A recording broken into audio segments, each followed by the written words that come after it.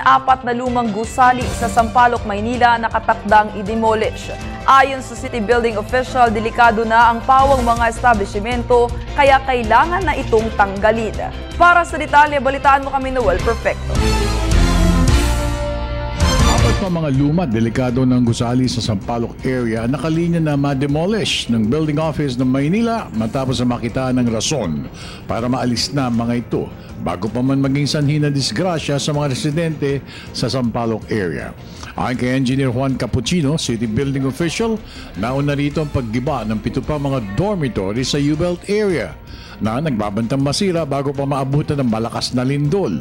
Ayon sa otoridad, kabilang sa atas ito ni Mayor Era Estrada na matanggal na sa lungsod ang mga luma at delikado mga gusali, pribado man o pampubliko, siyempre kasama ang pag-alalay ng Public Works and Highways.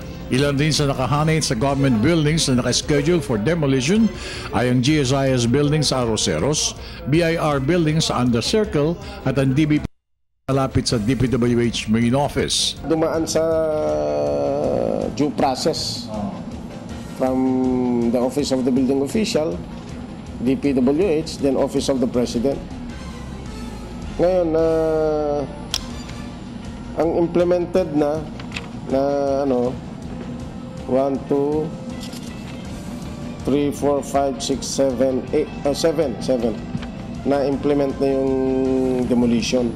Ang apat na mga dormitories at residences ay mga lumang kabahayan sa Pinoval sa Sampaloc, Eloisa Street at sa dalawa sa Franco Street sa Tondo, Manila. Kasama rin sa pinagbasehan ng mga otoridad ay ang structural stability ng gusali, yung mga walang permit, walang clearances at iba pang mga dokumento. Sa ngayon, ayon kay Capuchino, meron pang 40 mga apela para sa madaliang condemnation ng mga gusali sa lungsod ng Maynila. Para sa Telebisyon ng Bayan, ako naman si Noel Perfecto.